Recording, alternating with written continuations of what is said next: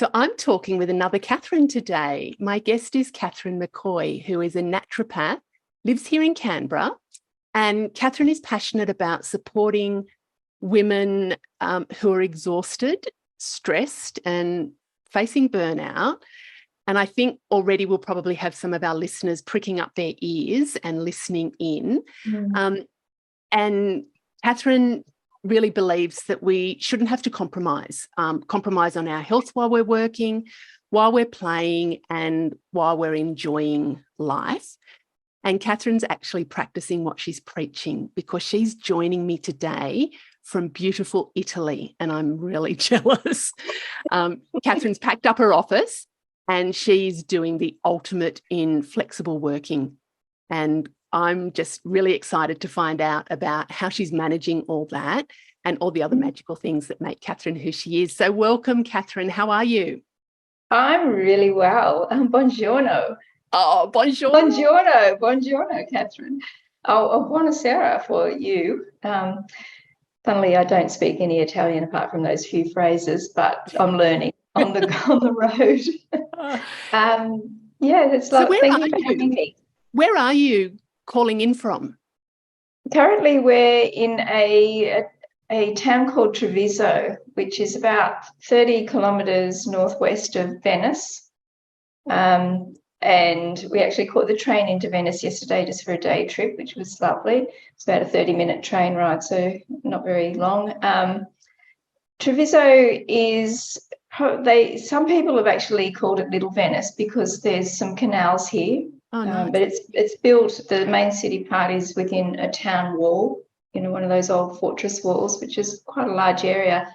And they've diverted a part of the river system and built canals all through the city here. And it's absolutely beautiful. It's a little unknown spot, so it's not very touristy, which suits us. Yeah. And it's quite stylish. So it's very stylish fashion-wise, and it's got lovely cafes and restaurants and a really funky vibe to it. So we're enjoying our stay here. So how long have you been there for? So you're from Canberra, you live in Canberra, yes. my town, so the capital of Australia, yes. For those who are listening in from overseas. And you've packed up your office and you've working out of Italy, but you're also travelling around. So we'll find out more about that. So how long have you been away for already? We've been away for 53 days. I think today's the count, 53 days. So we're just past the halfway mark. So you're staying you'll be there for a couple of months. 3 months, yeah. So, which is the longest we can stay because that's the length of the visas that you can get. So. Oh, is that true? So if you for Italy or Europe, you can travel to other. No, it's a whole an EU group thing. You can only stay for 90 days. So could you then pop out to somewhere else and then pop back? You've got to be away for 3 months. You can't pop out and come back in. Oh, but 3 months is good. 3 months is good, isn't it? Yeah. It's a really good time. Yeah, I love that. I'd love to stay here. Yeah. Tell me because I want to explore all of that, all the things that the logistics, because I've got a number of girlfriends who have been sharing their dreams about living that sort of nomadic working lifestyle. So I'm going to go back and pick your brains about all of those things. But before I do, tell me about what stage of life you're at. So where are you? Well, kind of getting a sense of that already, that you're living overseas. But tell me a little bit about you before we dive into that in more detail.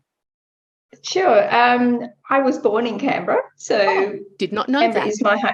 Yeah, it's my hometown. I grew up there and lived there most of my life. It was a very short stint away, but moved back quite quickly because I love Canberra. Yeah. Don't we all? Yeah, I do. And I love Canberra.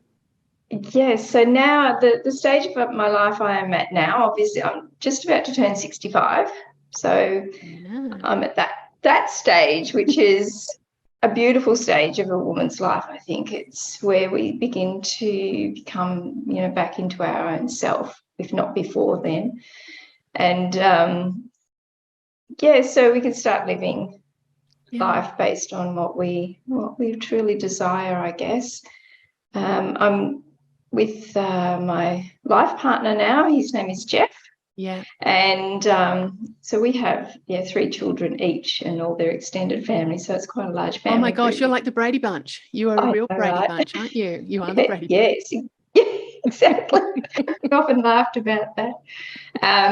And so when I met Jeff, he's retired, but I now joke and say his full-time job is actually looking after me, which he does a fabulous job at. And he loved to travel and I love to travel, so that's what we do. So I had a physical clinic in Canberra, but once we sort of started to travel a fair bit, I closed that down and moved to the clinic in our apartment where we live. And so when I am in Canberra, I consult from there, and when I'm on the road, it has kind of morphed into this.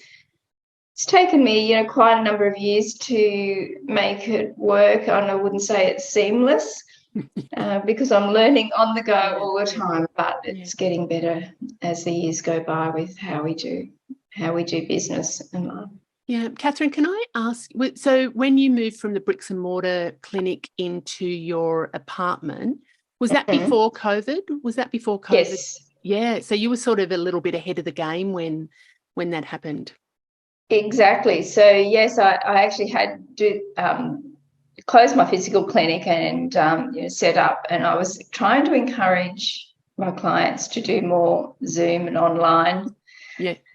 They resisted. So lockdowns actually worked in my favour because people became a lot more comfortable and savvy about technology and doing, telehealth consultations. And I think, that's been one of the positives that we can look at out of lockdowns, that, it has sort of made people more confident, but there's a lot more online work, ordering lots of different things online now. So, so it did actually make it easier for me. That was the same with my business too. Like I sort of had a hybrid approach. Like I'd been working from home for many years, but I would see clients in their premises, but I was also doing some online prior to COVID. So it just opened up a whole lot of opportunities. And I remember I was able to help some of the women just to help with their businesses so they could get online and run that. So that seems like 100 years ago, doesn't it? I know. Now it's our normal. Yeah, it's the normal, which is great. I mean, it's good, but it's, anyway, we'll talk about some of those health requirements. I want to just dip back a little bit when you mentioned about the beautiful stage of life that you're at. I interviewed another guest whose episode came out last week, Jo St. George. She's just turned 60, and she said the same. She said it's a beautiful stage of life. It's almost like a very liberating stage of life. And it's not just, I'm 57, so I'm sort of in that demographic as well. But I find a lot of women in our sort of age and demographic do feel that coming back to themselves. It's almost like they've got permission, which I don't know about you, but I try and help women not wait to our age. But I think it kind of correlates with the number of birthdays we have as well sometimes. It does. And yes, I do that a lot with my client work, and it's like, and trying to get women to actually reconnect with their creative side, because that's one of the things I see we let go of when we're in our reproductive, nurturing, family years, or, working, career building a, sort of nesting, I guess, and making a home. And our creative side is one of the things that we let go. And because we're so, you can't do everything.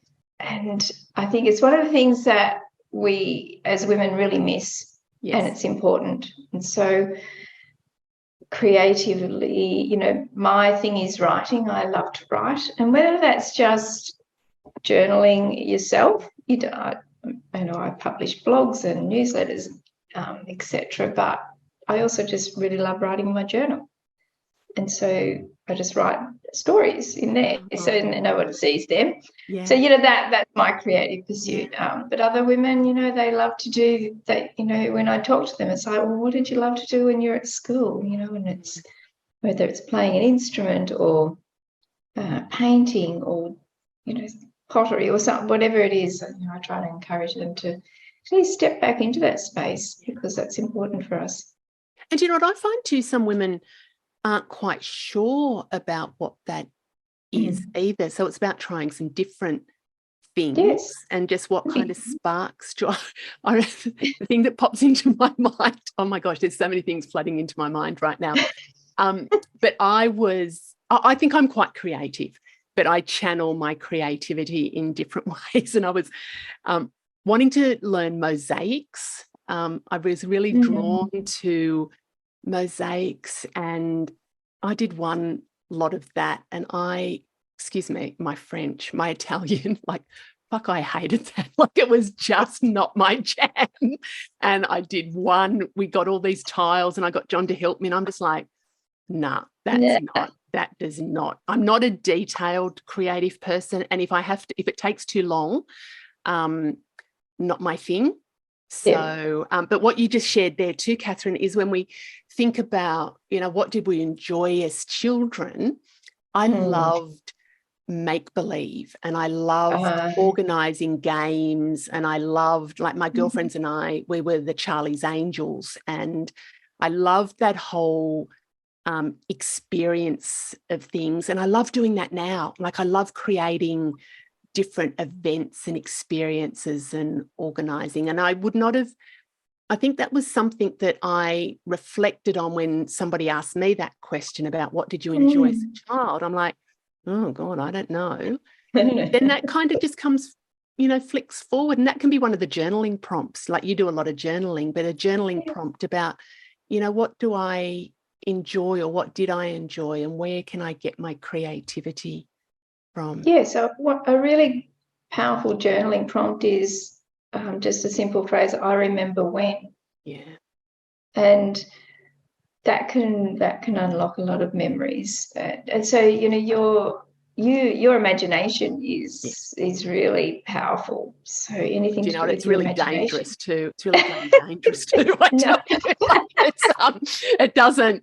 It gets a life of its own sometimes. That's perfectly okay. I was going to share some. You keep talking. There's something that popped into my head and then it flicked right out again. So sometimes with women it could be dancing. Yeah. And or it doesn't really doesn't matter what. Or cooking. Yes. Yeah. Yes. Cooking. Sometimes and things like that. Women have a beautiful creative streak when it comes to cooking, but that actually gets overtaken by life because you just got to get that food on the table every day. Especially when little ones. Yeah. Do you hear your clients say that they've lost their mojo or they've lost their love of life? That's what I hear a lot of my clients saying, that I just, there's something missing and I'm not quite sure what it is. Mojo is that zest for life, and it can be that creativity. To me, that weaves into it, doesn't it? It does, and it's often that they've lost connection with who they are. Yeah, I think with women especially, and I know I experienced this myself back in some of my darker days. It's like on reflecting that. We grow up, and especially in our day, it's a little bit different, the generations now, but, we were expected to marry and have children and, you know what I'm saying. Yeah. And I think you do lose your identity, your innate identity. It's like, well, who was I? Who was I back then? And who could I have been if I hadn't gone down that pathway? Yeah. And sometimes, and I'm not saying that, when I talk about reflection, I never want reflection to turn into regret. No. But it's, it's a really good way to reflect and go, well, yeah, so I can do that now. I can actually look back and go, well, what would I have wanted to do when I was that age? And I chose a different pathway because that was expected of me. Now I can do that. Now I can go, yeah, I can travel and I can do things. And maybe even it's about, reflecting on what you might have liked to have done, and do I still want to do that now given life circumstances? I think that's part of the journey, is to say, well, what would I have done? What would I have liked to have done? And is that something I want to do now, or is it kind of morphed into something else? And it might be one or the other or both of those elements. Yes, exactly. And so one of our first trips we did when Jeff and I got together, I said one of my dreams when, back in the 70s when I was at school, was I was going to leave school and go to London. You remember those days when everyone wanted to go to live in London? Yeah. Of course, I never did. And so we went to London, and it was that, I remember flying in over London, and I was sitting in the window seat and looking there, and I was so emotional. Yeah, I'm getting emotional just even listening. Oh, yeah, me too, just talking about it. I'm like, this is like, reliving my dream. And, we spent a lovely week there. And while I was there, I pretended I was, a teenager sort of landing in there. And we went to Soho, and we went to, sort of all those Carnaby Street and, all those things. And I'm like, I was trying to imagine what it would have been like if I'd actually fulfilled that dream back then. And then, it was like, that was great. It was that's beautiful. That's beautiful. That just flicks into my mind, and it's kind of related, but not really. It wasn't a dream of mine growing up, but we went through some financial shitty period in life, and like it was really stressful. And I was just kind of siphoning off a little bit of money for the family to go on an overseas trip. And it took me years to kind of, for us to get back on track financially, but I was just kind of siphoning this little bit of money off. And then we went on this trip, and it's funny that you're outside of Venice and you went to Venice yesterday, but I remember when we were in Venice and on the Rialta Bridge, and I just went, oh my God, I've actually been able, through all this dark time of financial shittiness, I was able to save and scrimp. And it was just this powerful, I can even feel that now, like your London trip about it was a sign of kind of just like, yeah, you're okay. Oh God, that was just, and one of the things whenever I experience those shitty times or subsequent ones, I remember that image of going, it's okay, like you will get through it. So it's different to what you were saying about the dreams that you had, but it's kind of related. It gives you, it does, sort of realizing that, and you can draw on that power and know that you can do anything, you can create anything you want within reason, obviously. And it is about how we look at different aspects of situations. And I'm certainly no Pollyanna, but I do try to draw on the positive aspects of things. I think you and I are very similar, and the approach that we take. And for those younger ones that are listening, I use that phrase quite a lot, that I'm not a Pollyanna.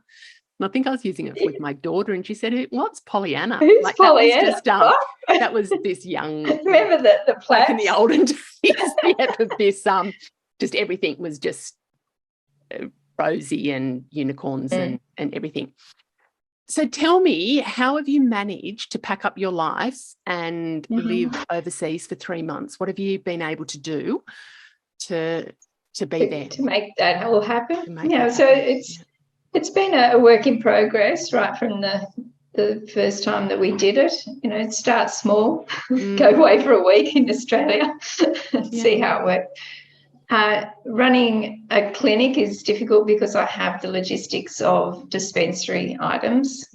and herbal medicine to dispense. And so I have businesses in Australia now that are getting very, very good at that. So I can order anything to be delivered direct to my clients within, usually 24 hours. It's at their doorstep.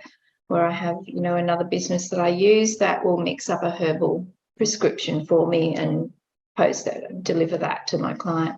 So that works quite well. I mean, there's always Australia Post involved. So the mailing system, our mailing system here that sometimes, so, or couriers or who, whatever the companies are using, there's always that sort of logistical glitches, I guess, that you need to navigate. Apart from that, it's my laptop, and everything, is basically on there. Obviously, I don't have my lovely library of physical books at home, but most things are online now, so it does make it easy if I want to do research or sort of look things up. Client-wise, and I have a client management system that I, use an online one. Yeah. Moved away from paper files quite a few years ago, and everyone's online, so that goes with me everywhere. So I have access to everybody's file, and I use Zoom and a booking system, and it just kind of works. There's a few glitches, but basically it's I'm just laughing. Like glitches, I'm thinking about human error glitch. I, for the very first time, I think in my life, missed a Zoom meeting today. And I was just so engrossed in a thing that I was doing and I didn't get reminders popping up. And it was just like, oh my God, that's the first one that I've ever missed. And so of course I'm, that was a human error.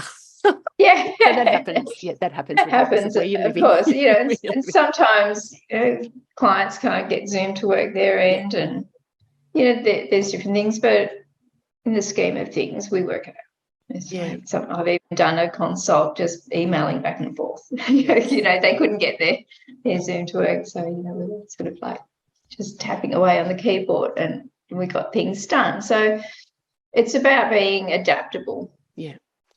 To whatever is presented.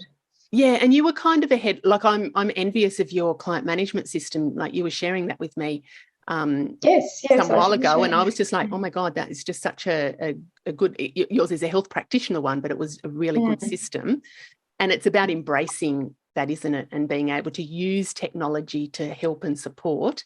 And it's like using anything to help and support, not just technology, but getting help and support where you can.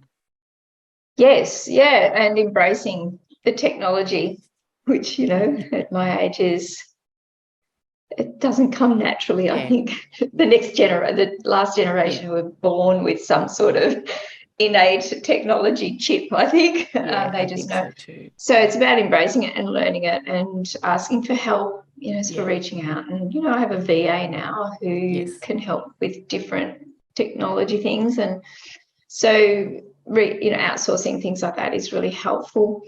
So managing online work is easy, but start at home and build on it from there. Time zone differences is another logistics that we have to manage, but Jeff does a great job with working out. There's 3 different daylight saving time zone changes while we're away this time, so that's kind of constantly shifting.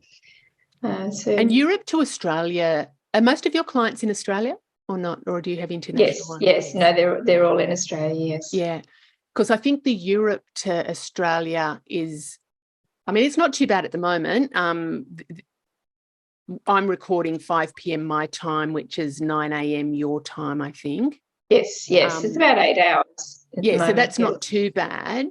I know some... America time. Yeah, it's just one of the things that you kind of get used to. Yeah. Yes, and so I just went through my diary and blocked out, this is when I can consult. Obviously, when I was at home leading up to coming away, I was working nearly 7 days a week, and really long hours every day, and which is not sustainable when you travel, because there's no point coming to Italy if I'm spending the whole time in front of a computer. So, sort of blocking out and being a little bit ruthless and going, well, no, I am only available. Perfect. Like Italy time is, 8 a.m. till 11 a.m. on, 3 days a week or something. It's just, and just managing that. Because there's, as you know, when you're running a business, there's a lot of behind the scenes admin or, file management things that you have to do that take up time as well. So, so just managing that and still sort of balancing that work life. Yeah. So with the logistics, get all of that. How do you do it mentally? Because when I'm on holidays, like I can imagine in Italy, I would not want to be seeing my clients. I love my clients, but how are you managing that? That sort of tourist, local working kind of stuff. What's that like? Some days it's easier than others.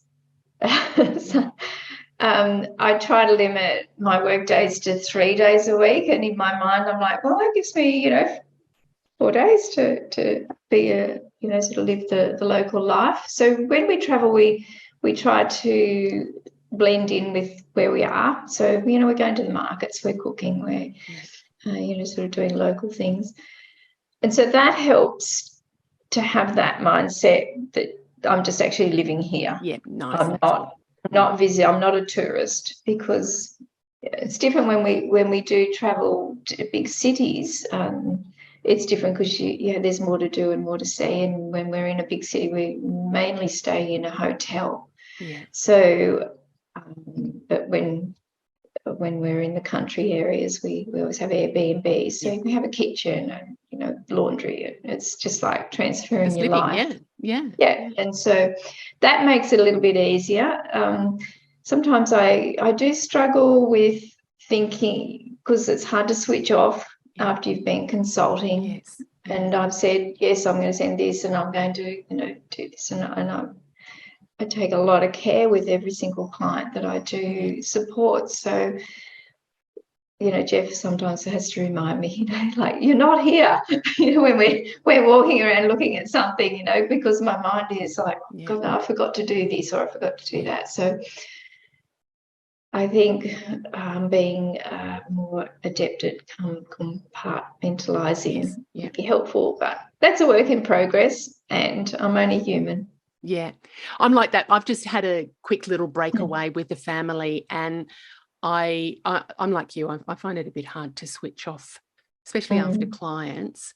But with the breakaway, I just went, you know what? I'm not even taking any of my work with me, and I just switched off. And it was a holiday, and it was the most. I felt like I was away for 6 weeks after those 4 days, because I was really switched off. So it's about, and what I'm hearing from you, Catherine, is that you're saying you've set the intention that you're working while you're away. This isn't just a 3-month holiday. It's also an opportunity for you to, maintain the work with your clients.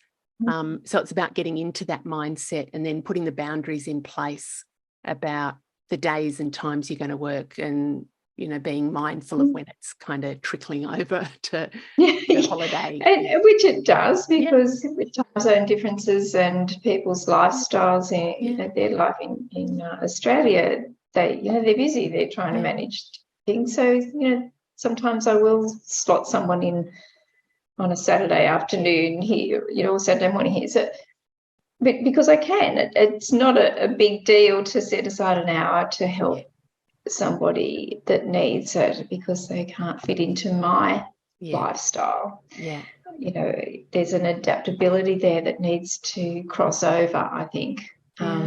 It's not all about me. No, that's a good, I reckon that's a good, regardless of where we're at in life. I think that's exactly. It's like, well, it's not. So, I never make that a non-negotiable boundary. It's like, I can negotiate it, so it's not a problem. Actually, I'm very much like that too. I'm very much like that. What's it like traveling with and traveling with partner who's retired? Is that, like you said, his job's to look after you? So Were there any challenges around that? Are there any challenges around that? I think we've over the years we've worked that into quite a good rhythm.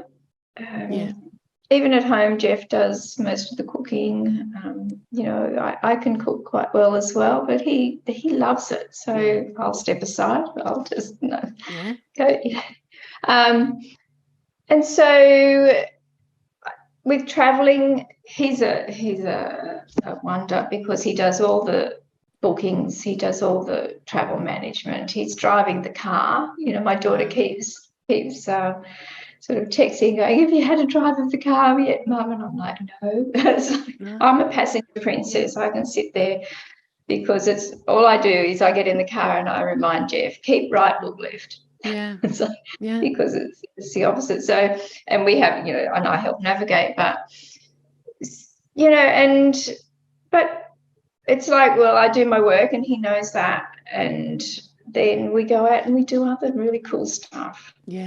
Sounds like a really good team, like the dream team for being able to pack up your business and go on the road and experience life.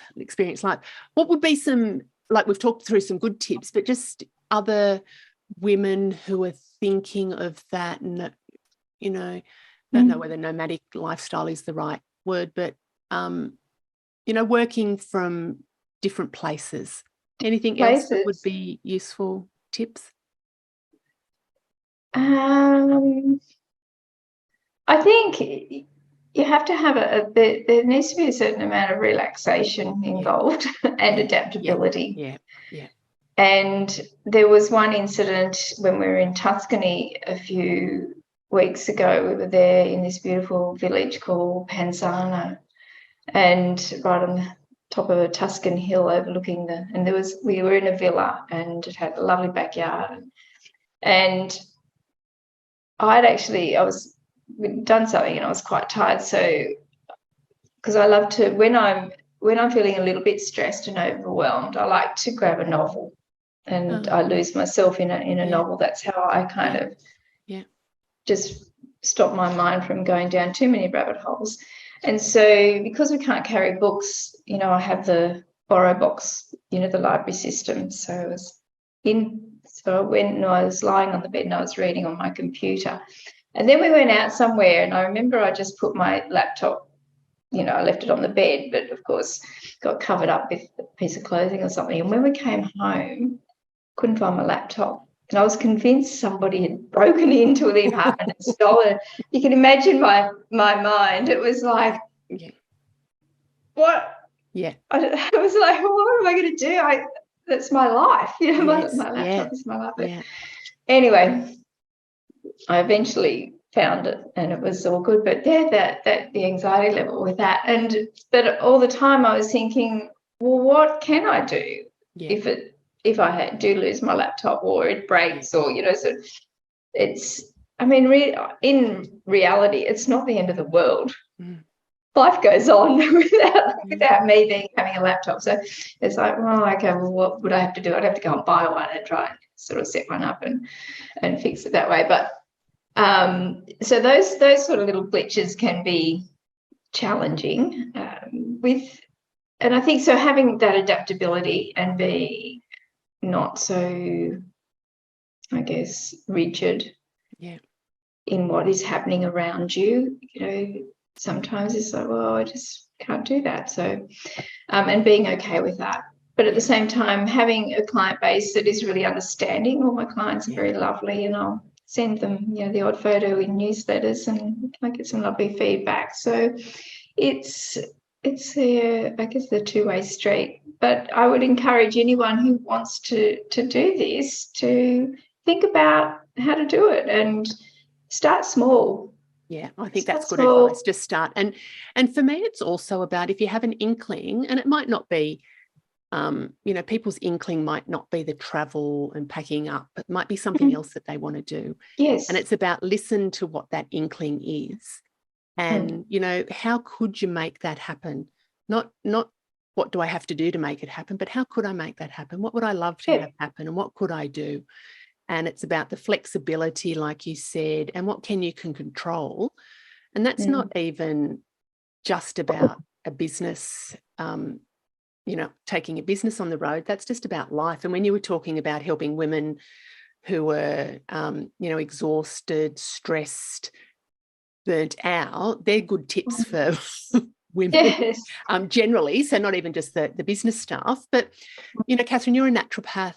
You see a lot of women. Do you just work with women, or do you work with men as well? Yeah, they have male clients contact, or often women's husbands. You have to fix my husband. Interesting. Have to help him. So yes, I do have, probably predominantly would be about 90% women and 10% men, come through my bookings. And so, I certainly don't turn men away if they want to consult with me. Absolutely. I'm the same with that too. What are the key things? And I'm just asking for a friend here about burnout, stress, overwhelm. What do you see your clients? What do they sort of present with in their burnout world? So,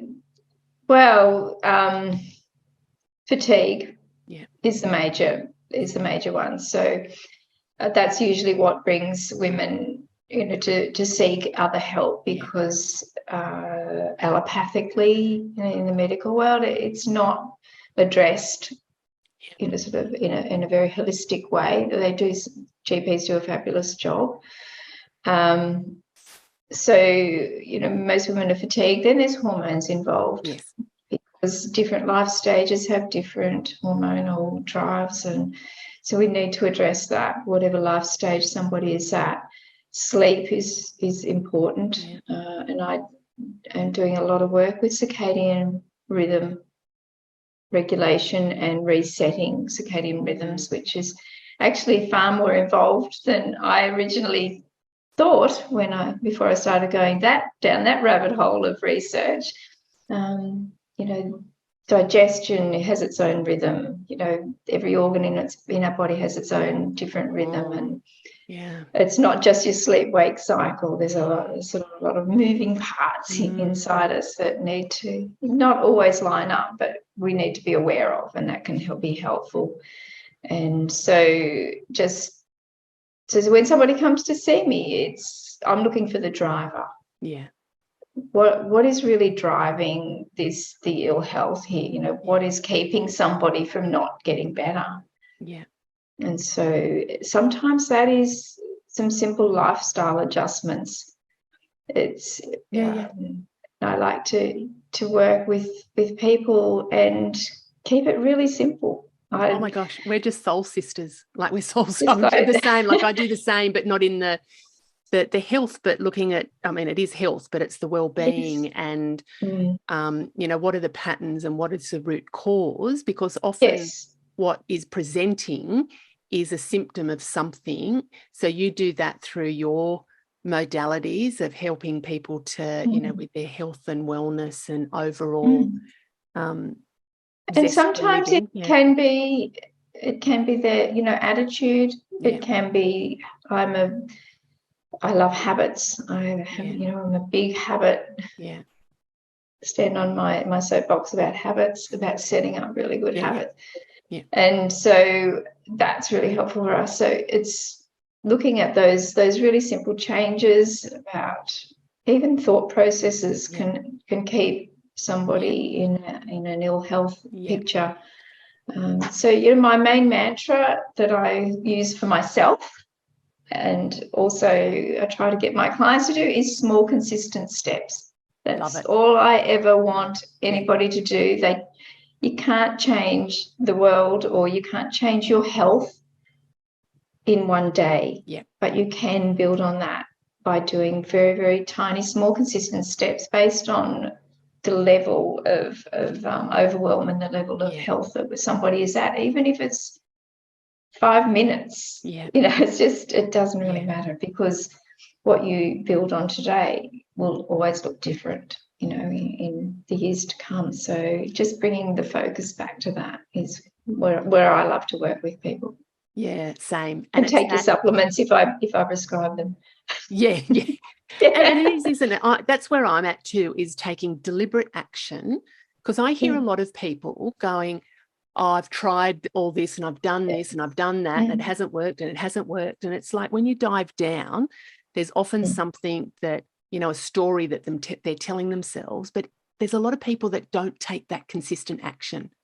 Yes. And when I talk about the deliberate action, it's about, you know, if we consciously think about those steps, those little steps, then they become the automatic habits, but they don't become automatic habits straight away. We have to do something, and it's just the littleness. And sometimes people underestimate how powerful those, how powerful simplicity can be. That they think, I've got to do this really big life overhaul. Doesn't No, I don't. No, you don't. You know, no. Start with, like, if you want to change your eating habits, you start with one meal, one small meal, and you get your breakfast right. Yeah. And then see what happens. Yeah. Or it's just, it is about building that. And because we live in a society of what's the word? Instant gratification. Yes. So people want change today. Yeah. And, you know, that's what we've kind of evolved in a very, very short amount of time to want that because of technology. It's like, no, instant. No, give me a pill. So that make it so I can keep going on and living the life that I'm doing now, but I don't have all these symptoms. Yeah. Well, it doesn't actually work like that. It's going back to the basic, just doing small consistent steps and going, well, we'll just change this and we change that. And it's like that. Well, how long does it take to build a habit? And it's like, well, you know, there's all the 21 days, there's 28 days, there's 66 days, there's all this. It's like, well, it's a lifetime, because when you stop doing it, it's no longer a habit. And so it's and so having a habit tracker is really helpful. You know, it doesn't have to be, you know, sort of complicated. Like, I'll show you my self-drawn habit tracker here. It's just looks something like that. You know, oh, so that's just got little ticks and just little squares that I drew on a page, and you colour it in. So you know, that sort of connects with my creative side as well. So, you know, you can do little things like that, because by tracking it, it helps your brain to actually remember. And then you go, oh. So that's good. I think I'm not a habit tracker. I'm a habit creator. It almost gets back to that mosaic stuff for me. I do it, but I don't tick it off. I'm not a tick offer. But and for some people, I equate it to like hygiene. If we want to keep clean, we shower every day or a couple of times a day. Habits are like that. We need to keep doing it. And that's where the consistent and the small consistent steps are so important, because a lot of people I come into contact with, it's like, I did that once, tick. I've done tick, but it didn't work. No shit. So you've got to keep with it. And what works for each person, so what works for Catherine and I, it might be different for other people, but it's about the consistency, it's about the simplicity and the small steps, but do something that feels good for each person. That's where I kind of work with people, is what feels good for you. Don't do what feels good for me. You might get some insights, and that's why I love the podcast so much, where there's just different women talking about how they do life. There are some consistent themes, there's some very different themes, but not everything resonates with everybody, and that's the beauty of life. I think that is. I know, because we are all different. Imagine if we were all the same. Oh my God, that would that would not be good. So what daily practices? As long as so they were all. I just can't imagine if everyone was the same, and that's one of the things that enriches our experience when we travel, is meeting the different people, and I love to talk to people and engage in them and ask, what is it like to be an Italian and to live in Italy? And there was one funny story in Rome when we were there. We were walking around and we came to a very small piazza with hardly anyone in there. And in the corner was this old guy. He must have been about in his 70s, nearly 80, and he was sitting there and he had a table of jewelry. And he was sitting behind it and he was making this jewelry. And he couldn't speak a word of English and I couldn't speak a word of Italian apart from buongiorno. But he had a sign there and it was about recycling metal. So he was going around looking for little bits of plates and all sorts of different metal. And he was making earrings and necklaces and things like that. And, of course, I had to buy some earrings off him. But he was really gorgeous. His name was Giuseppe, and he still thinks my name is Australia. Oh, Miss Australia. It was really, we were trying to have this conversation in very beautiful. It was so funny. So, and he was doing something really simple. He was just sitting there and being creative, making this really recycled jewellery.